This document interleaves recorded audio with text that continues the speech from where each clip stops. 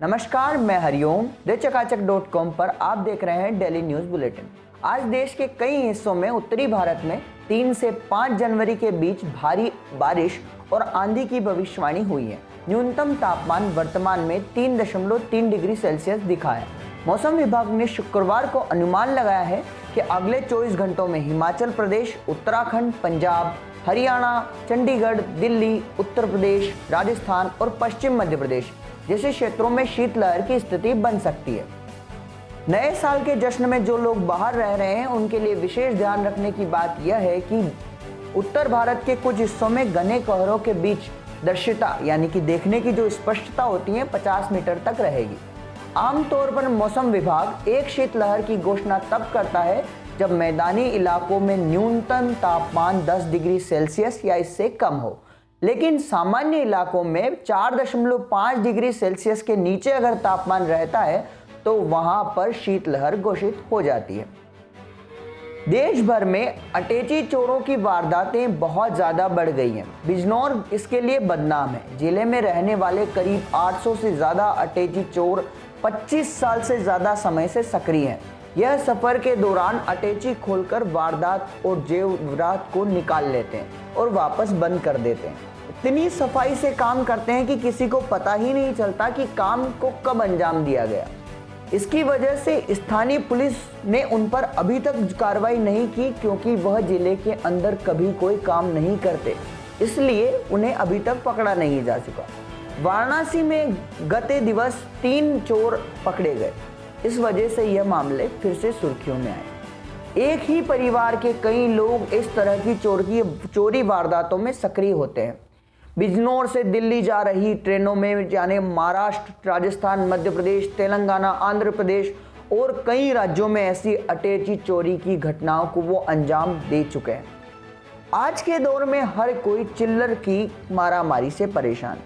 अगर आप भी किसी शॉप पर जाते हैं और चिल्लर यानी कि खुले पैसे जब 1-1, 2-2 के सिक्के देते हैं तो सामने वाला दुकानदार आपको एक हिचक भरी नजरों से देखता है और चाहता है कि आपको सामान न दे और अपने गुल्लक में चिल्लर नहीं ले।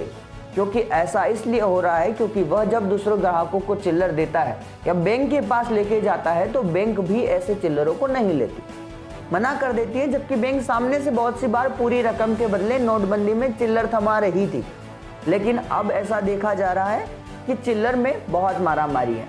यह मामला आज इसलिए सामने आया है क्योंकि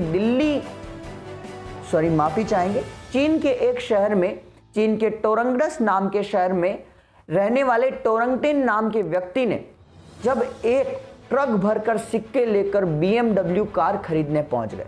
वहां जब मैनेजर ने उनको देखा तो मैनेजर ने उन्हें मना कर दिया क्योंकि वो सिक्कों के साथ उन्हें कार नहीं बेच सकते। उन्होंने कहा कि बैंक भी इन्हें नहीं लेगा और हम इन्हें कैसे यूज करेंगे। तब उस टोरंटिन नाम के व्यक्ति ने कहा कि मैंने जीवन भर का सपना है कि मैं BMW खरीदना चाहता हूं, इसके लिए मैंने पाई जोड़ी है, ये मेरे पूरे जीवन का परिश्रम है।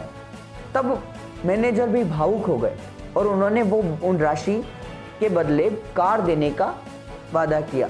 उसके बाद बैंक से 11 व्यक्ति बुलाए गए बैंक के और उन्होंने 900 टन की चिल्लर की गिनती स्टार्ट की और उसकी जैसे ही गिनती कंप्लीट हुई, मैनेजर ने चाबी ग्राहक को देते हुए कहा कि कार अब आपकी हुई। देश के बहुत ही अनुभवी एक्टर और अपनी प्रतिभा से देश के कई लोगों के मन को जीत चुके हैं। उनकी पिक्चर आजकल नेट पर वायरल हो रही है जिसमें वो अपने घर में खाना खाते हुए दिखाई दे रहे हैं। उनकी सादगी को देखकर लोग बहुत ज़्यादा प्रभावित हो रहे हैं। नाना पाटेकर एक फिल्म के लिए लगभग 1 करोड़ रुपए चार्ज करते हैं और उनके पास कई लग्जरी गाड़ियां हैं। celebrity-earning.com के मुताबिक नाना पाटेकर के पास लगभग 40 करोड़ रुपए की चल अचल संपत्ति है और उसके बावजूद वो इतना सादा जीवन जीना पसंद करते हैं जो लोगों को लुभावित करता है। नाना पाटेकर ने मुंबई से दूर पुणे के पास एक खड़गवासल में फार्म हाउस खरीदा है जिसमें उनके पास 25 एकड़ जमीन है। वह अपना ज़्यादा से ज़्यादा समय अपने फार्म हाउस में गुजारते हैं और अपने फार्म हाउस पर गेहूं और दूसरी फसलों की खेती करते हैं और उससे प्राप्त हुई आय को वह किसानों और वहां काम कर रहे मजदूरों में बांट देते हैं। आज की आई राजनीतिक खबरों में किसानों यूपी के सीएम योगी आदित्यनाथ ने एक किसानों के लिए एक तोहफा जारी किया है, जिसमें उन्होंने सीएम योगी आदित्यनाथ ने बड़ा तोहफा किसानों के लिए बल्ले बल्ले जैसी खबर है। खबर के मुताबिक सीएम योगी ने सत्र 2020-21 का गन्ना मूल्य मद में 15,58,07,000 रुपए के सापेक्ष यानी कि उसके स्थान पर 18,99,79,000 रुपए की धनराशि का भुगतान सीधे किसानों के बैंक खाते में जमा करवा दिया। सीएम योगी ने किसानों को आर्थिक रूप से मजबूत बनाने के लिए किसानों को ये बड़ा तोहफा दिया है। आपको बता दें कि गन्ना किसानों को आर्थिक रूप से समृद्ध बनाने के लिए बहुत ही महत्वपूर्ण फसल है। सीएम योगी ने किसानों को नियमानुसार आर्थिक मदद दी है। योगी आदित्यनाथ ने किसानों को आर्थिक रूप से इतनी बड़ी मदद देकर किसानों को नए साल पर नए साल का तोहफा दिया है। कोलकाता पश्चिम बंगाल की राजधानी कोलकाता के इटाली इलाके से बेहद ही सनसनीखेज मामले सामने आए हैं, जहां एक निर्माणाधीन इमारत का मतलब होता है जहां कंस्ट्रक्शन का काम अभी चल रहा है। शनिवार को 22 बम जब्त हुए वहां से। यह बम अभी तक जिंदा अवस्था में थे, यानी कि उन्हें जो है वह फोड़े जाने जैसी अवस्था में थे, लेकिन उन्हें वहां से हिरासत में ले लिया गया है। स्थानीय पुलिस ने जांच में 5 लोगों को भी हिरासत में लिया है। एक पुलिस अधिकारी ने जानकारी देते हुए बताया कि इस इमारत के 4 मालिकों और प्रवर्तकों को भी हिरासत में लिया गया, यानी कि वह जो इमारत जिसके नाम पर बन रही थी, जो उसके प्रवर्तक थे, उन कर्मियों को भी उसमें शामिल किया गया है हिरासत में। महान क्रिकेटर सौरव गांगुली को कार्डियक अरेस्ट हुआ।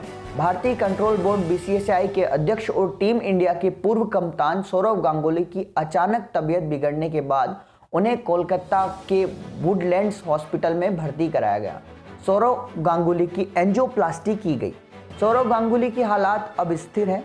सौरव गांगुली की तबीयत बिगड़ने की खबर सामने आने के तुरंत बाद केंद्रीय गृह मंत्री अमित शाह ने उनकी पत्नी से फोन पर बात की और उन्हें किसी भी स्थिति में मदद प्रोवाइड करने के लिए आश्वासन दिया।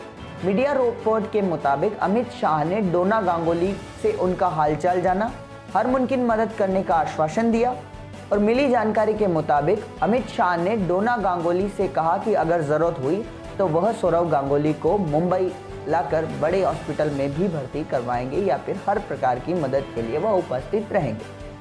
आप ये न्यूज़ देख रहे थे thechakachak.com पर डेली न्यूज़ बुलेटिन में।